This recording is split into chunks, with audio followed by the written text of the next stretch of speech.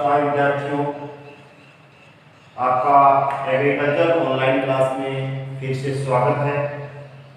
हमारा जो चैप्टर चल रहा है खरपतवार, उसमें अपन ने पढ़ लिया खरपतवार क्या चीज होती है, खरपतवार जो है वो किस प्रकार से विस्तार करता है, किस प्रकार से फैलता है, कौन कौन से खरपतवार से हानियां होती हैं, कौन कौन सी विधियों द्वारा खरपतवार का नियंत्रण किया जा सकता है, और उस नियंत्रण के अंदर आगे की तरफ बात करें तो नियंत्रण में अपन ने पढ़ लिया कि जो उन्नत सस्य क्रियाओं द्वारा किस प्रकार से नियंत्रण होता है, भौतिक और जो यांत्रिक विधियों द्वारा किस प्रकार से नियंत्रण अपन कर सकते हैं।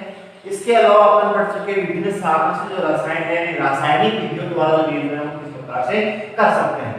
रासायनिक विधि की बात करें तो रासायनिक की जो शाखा से जो रसायन है उनसे अपन आसानी से कर सकते हैं, जो नियंत्रण है वो खरपतवार का कर सकते हैं, लेकिन उससे कुछ हमें लाभ होते हैं और कुछ हमें हानियां भी होती हैं। तो आज का इस क्लास का जो टॉपिक है वो है अपना शाकनाशी रसायन के नियंत्रण के लाभ और सीमाएं। अपन बात करें लाभ की तो कौन कौन से लाभ जो है वो हमें शाकनाशी रसायन के प्रयोग से हो सकते हैं, पहले अपन उसके बारे में डिस्कस करें। तो पहला इसका जो पॉइंट है वो आता है लाभ। क्या आता है? लाभ। कौन कौन से बेनिफिट्स अपने को होते हैं शाकनाशी रसायन के प्रयोग से, उनकी अपन बात करें तो सबसे पहले अपन देखते हैं कि जो बरसात हो रही है जुलाई में, जो ज्वार है, मक्का है, बाजरा है, मूंगफली है, जो तिलहनी फसलें हैं, इनका जो निराई गुड़ाई का समय आता है, ठीक है। ऐसी स्थिति में लगातार 1-2 दिन के अंतर से बरसात होती रहती है और हमें निराई गुड़ाई में समस्या आती है, यानी कि अपन आसानी से उस खरपतवार को उखाड़ने या यांत्रिक या भौतिक विधि द्वारा आसानी से उस खरपतवार को नहीं हटा सकते। ऐसी स्थिति में शाकनाशी जो रसायन है उसका प्रयोग लाभकारी होता है। तो सबसे पहला जो लाभ है वो हम बात करें कि वर्षा ऋतु में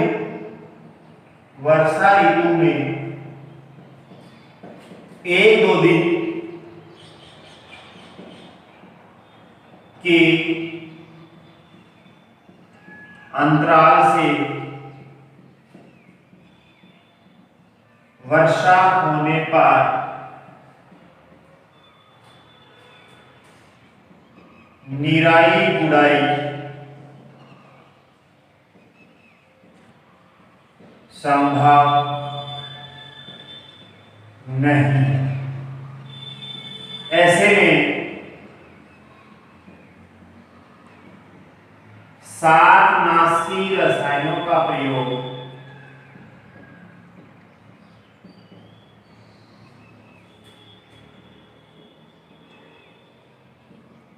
लाभकारी होता है ना। बरसात के समय में लगातार वर्षा हो रही है तो अपन आसानी से निराई गुड़ाई नहीं कर सकते, खरपतवार जो है वो आसानी से उखाड़ कर या बात करें यांत्रिक विधि या भौतिक विधि से अपन आसानी से नहीं कर सकते। तो ऐसी स्थिति में खरपतवारनाशी जो है या शाकनाशी जो रसायन है उनके प्रयोग से आसानी से हमारी कृषि जो भूमि है उस भूमि में उगे जो अनावश्यक पादप जिसको अपन बोलते हैं खरपतवार, उसका नाश किया जा सकता है। पहला फायदा। दूसरा फायदा, यांत्रिक विधि के अंदर अपने पढ़ा था कि जो खरपतवार जो होता है जब उसका आकार छोटा होता है तो अपने हाथ से चुन चुन कर नर्सरी वाले पौधे में घने जो पौधे होते हैं उनमें आसानी से निकाल सकते हैं, लेकिन जब वो पौधा बड़ा हो जाता है थोड़ा सा तो ऐसी स्थिति में जब उसको हाथ से उखाड़ेंगे तो उसके पास के जो घने पौधे हैं, नर्सरी के जो अन्य पौधे हैं, उनको नुकसान हो सकता है। तो ऐसी स्थिति में भी अपन शाकनाशी रसायन जो है उसका प्रयोग कर सकते हैं, हमारे लिए लाभप्रद होता है। तो दूसरा जो फायदा है क्या है, भौतिक या यांत्रिक विधि से 2 से 3 पत्तियों तक के खरपतवार हटा सकते हैं। कितने कौन से खरपतवार जिनकी पत्तियां 2 से 3 पत्तियां जिनमें चली हो उन खरपतवार को ही हटा सकते हैं। जबकि जो रासायनिक विधि है यानी कि रसायनों का जो प्रयोग है उससे क्या करेंगे अपन, अंकुरण से पहले ही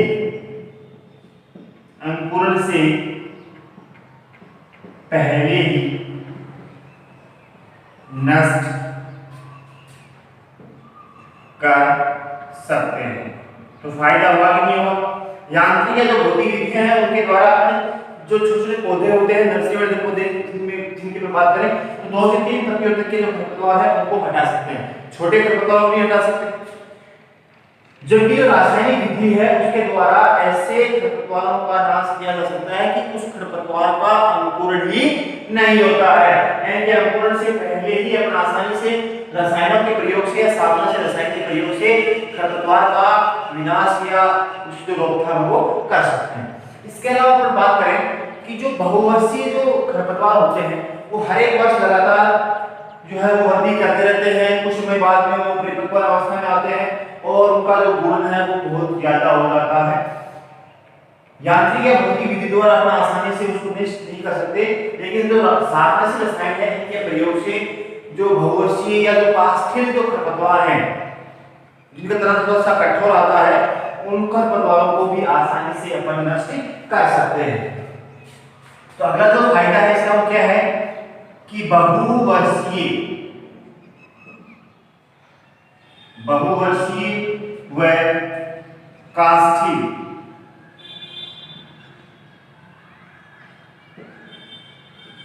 खरपतवारों को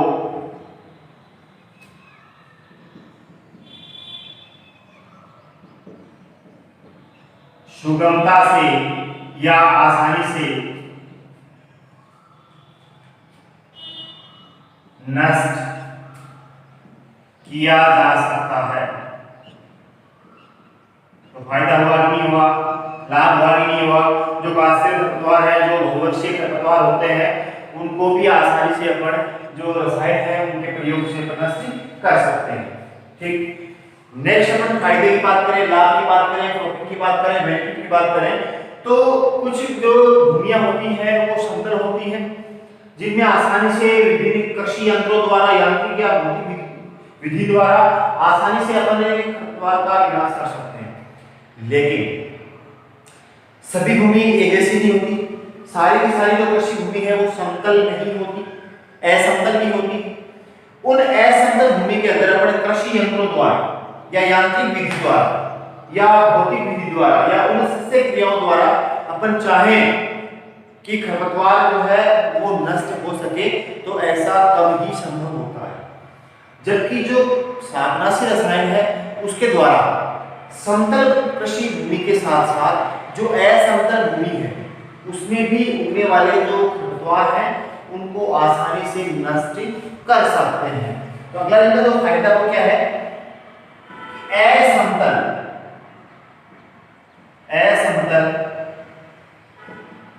भूमियों से भी खरपतवार आसानी से हटाया जा सकता है। ठीक है, एक फायदा क्या हो गया कि जो असमतल भूमि है उसके अंदर उगे जो खरपतवार है उनको शाकनाशी रसायनों के प्रयोग से आसानी से अपन उनका विनाश कर सकते हैं, उनकी रोकथाम कर सकते हैं, उनको नष्ट कर सकते हैं। ये था फायदा। इसके अलावा अगर फायदे की बात करें तो शाकनाशी जो रसायन है उनके प्रयोग से समय पर या समय रहते खरपतवार का विनाश कर सकते हैं। इसके अलावा शाकनाशी रसायन के प्रयोग अपन करें तो जो लागत है हमारी उसमें कमी आती है, क्योंकि कृषि यंत्रों से हम काम करें या अपन खुद यांत्रिक विधि द्वारा अपन काम करें तो उसमें समय ज्यादा लगता है, प्लस जो खर्चा है वो अधिक आता है। इनके प्रयोग में जो खर्चा है वो कम आएगा। जब लागत में कमी आएगी तो इकाई क्षेत्र के अंदर जो होने वाला उत्पादन जो है उत्पादकता जिसको बोलते हैं उस उत्पादकता में या प्रोडक्टिविटी में क्या आ जाएगी, वृद्धि हो जाती है। तो अगला जो फायदा वो क्या है, फसल की लागत जो है, लागत में कमी आती है। किसके प्रयोग से? शाकनाशी रसायन के प्रयोग से। जिससे क्या होगा? जिससे प्रति इकाई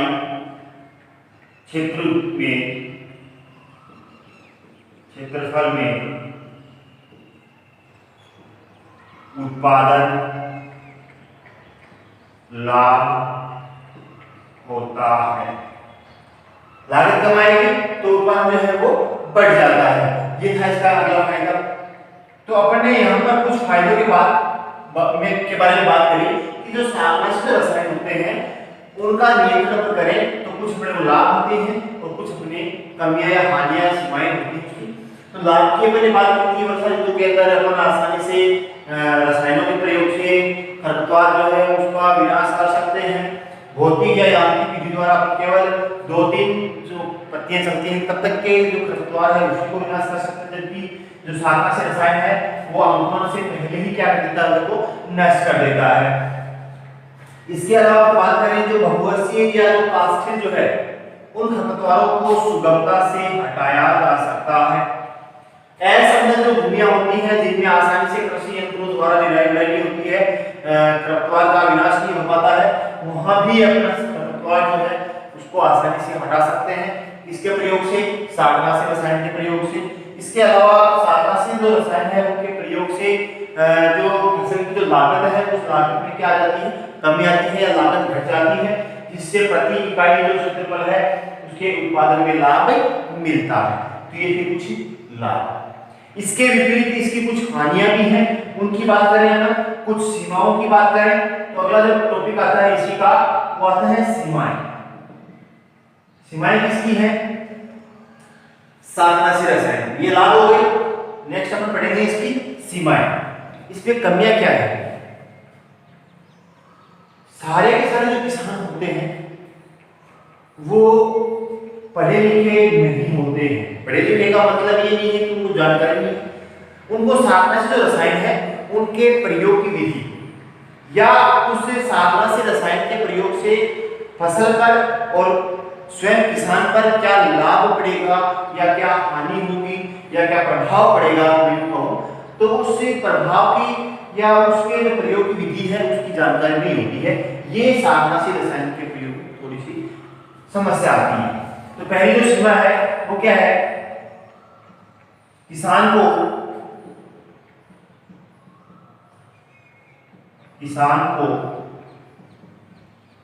शाकनाशी रसायन के प्रयोग व प्रभाव की जानकारी न हो। ये पहली सीमा है कि सभी जो किसान हैं उन किसानों को आसानी से इस बात की जानकारी नहीं होती है। ये था पहला इसकी कमी या इसकी सीमा। इसके अलावा अगर बात करें कि इसकी सीमा की, तो ये जो खरपतवार जो होता है, जो शाकनाशी रसायन होता है, हमारा जो देश होता है ये आप जानते हो विभिन्नताओं वाला देश है। यहाँ की जो जलवायु है वो सभी क्षेत्रों के अंदर एक समान नहीं होती है। एक ही किस्म का जो खरपतवार है वो अलग अलग क्षेत्रों में उगता है और उन अलग अलग क्षेत्रों में उनकी विशेषताएं, उनके जो गुण हैं वो अलग अलग होते हैं, है ना। तो एक जो सीमा ये है कि जो शाकनाशी रसायन है, एक ही शाकनाशी रसायन से सभी क्षेत्रों में उस खरपतवार का विनाश नहीं किया जा सकता। क्यों नहीं किया जा सकता? क्योंकि हमारा जो देश है उसकी जलवायु अलग अलग क्षेत्रों के अंदर अलग अलग पाई जाती है। तो अभी जो सीमा क्या है, हमारे देश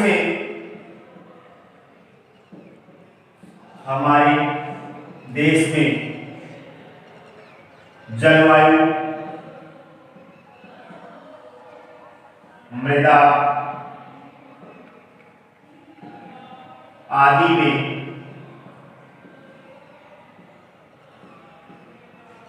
मृदा से एक ही शाकनाशी रसायन का प्रयोग नहीं किया जा सकता है। यह है अगली सीमा इसकी कि हमारे देश में जो जलवायु है, जो मृदा है, वो अलग अलग क्षेत्रों में अलग अलग होती है। तो एक ही शाकनाशी रसायन से सभी क्षेत्रों में विशेष खरपतवार का जो विनाश है वो नहीं कर सकते। इसके अलावा हम बात करें हमारे भारत के अंदर मिश्रित जो कृषि है, मिश्रित जो फसल उत्पादन है, उसको ज्यादा महत्ता दी गई है। ऐसी स्थिति में अलग अलग जो फसलें होती हैं वो अलग अलग, उनकी जो सहनशीलता होती है वो अलग अलग होती है। उसमें जो खरपतवार हैं वो अलग अलग टाइप्स के हो सकते हैं।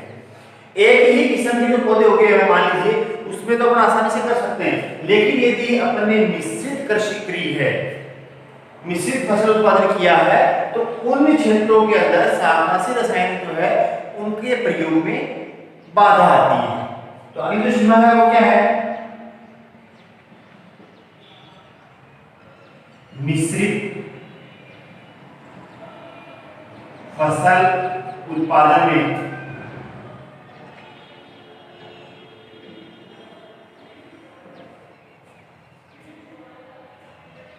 खरपतवार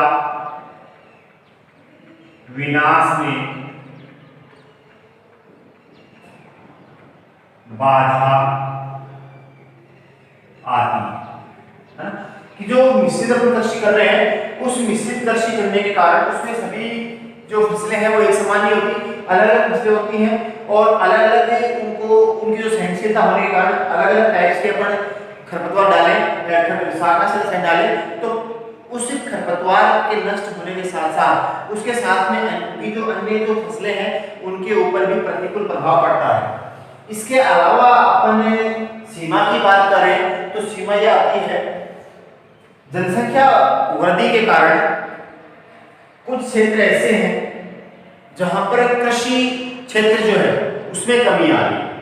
कृषि क्षेत्र में या कृषि भूमि में या जिन कृषि जोत का मतलब होता है जहां पर फसल उत्पादन कर रहे हैं, है ना?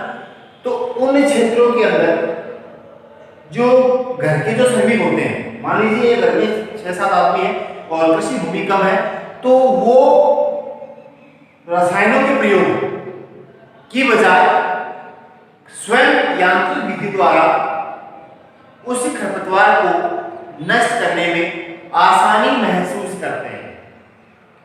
ये भी एक सीमा है। क्या है? कृषि जोत का क्षेत्र कम होने से गृह श्रमिकों द्वारा निराई गुड़ाई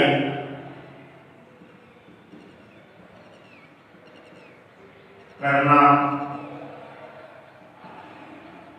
लाभकारी होता है ना? आसानी से कृषि क्षेत्र कम हो गया तो आसानी से जो घर के जो श्रमिक है 4-5 जो लोग हैं वो आसानी से खरपतवार को नष्ट कर सकते हैं। शाकनाशी रसायन के प्रयोग की आवश्यकता नहीं है। ये है इसकी एक और कमी। ये आज की जो क्लास थी अपने जो उसमें पढ़ा, अपना जो पॉइंट था वो था शाकनाशी रसायनों के नियंत्रण के लाभ और सीमाएं। उनमें अपने एक तरफ लाभ पढ़े और दूसरी तरफ अपने क्या पढ़े, उसके साथ में सीमाएं पढ़ी। एक बार दोबारा मैं रिपीट कर रहा हूँ, आई होप समझ में आया होगा। लगातार क्लास लेने के लिए हमारे YouTube चैनल से जरूर जुड़े रहना। दोबारा मैं रिपीट कर रहा हूँ, ध्यान से सुनना। लाभ की अपन बात करें जिसकी शाकनाशी रसायनों के लाभ, इनका प्रयोग क्यों किया जाता है? हमारी फसल के साथ उगे अनावश्यक जो पौधे होते हैं, जो खरपतवार जो होते हैं, उनको नष्ट करने के लिए रासायनिक विधि के अंदर जिस रसायन का प्रयोग किया जाता है उसको बोलते हैं शाकनाशी रसायन। इसके प्रयोग से क्या फायदा है, फायदे की बात करें तो ठीक है, तो रबी की जो फसल होती है उसमें आसानी से अपना जो निराई गुड़ाई कर सकते हैं, लेकिन खरीफ की जो फसल होती है, जब फसल निराई गुड़ाई योग्य होती है उस समय बरसात होना प्रारंभ हो जाती है और मानसून जो काल होता है, मानसून का जो समय होता है उसमें लगातार या 1-2 दिन के अंतराल से लगातार जो है वो बरसात होती रहती है। ऐसी स्थिति में निराई गुड़ाई करने में अपने को समस्या का सामना करना पड़ता है, निराई गुड़ाई करना संभव नहीं है। ऐसी स्थिति के अंदर अपन यदि शाकनाशी रसायनों का प्रयोग करें तो हमें निराई गुड़ाई भी नहीं करनी पड़ेगी, प्लस जो खरपतवार है वो भी नष्ट हो सकते हैं। दूसरे फायदे की बात करें तो शाकनाशी रसायन है उसके द्वारा अंकुरण से पहले ही अपन जो खरपतवार है उनका विनाश कर सकते हैं, जबकि अपने पिछली क्लास में पढ़ा था कि भौतिक और यांत्रिक विधियां हैं उनमें 2 से 3 पत्तियां जब तक चलती हैं पौधे के तब तक अपन उसका जो रोकथाम है वो कर सकते हैं। भौतिक और यांत्रिक या उन्नत सस्य क्रियाओं द्वारा अपन 1 वर्षीय या द्विवर्षीय, 1 वर्षीय और द्विवर्षीय जो खरपतवार है उनका विनाश तो कर सकते हैं, लेकिन जो खरपतवार बहुवर्षीय होते हैं उन खरपतवारों का नियंत्रण अपन जो है वो उन्नत सस्य क्रिया द्वारा या भौतिक या यांत्रिक द्वारा नहीं कर सकते, यह नहीं किया जा सकता या संभव नहीं है। या जो काष्ठिक खरपतवार होते हैं उन खरपतवारों का विनाश शाकनाशी रसायनों द्वारा आसानी से, सुगमता से, बिना किसी कठिनाई के किया जा सकता है। ये भी एक फायदा हो गया। अगले फायदे के ऊपर बात करें कि भाई लिखा हुआ है असमतल भूमियों में कृषि खरपतवार जो है वो आसानी से हटाया जा सकता है।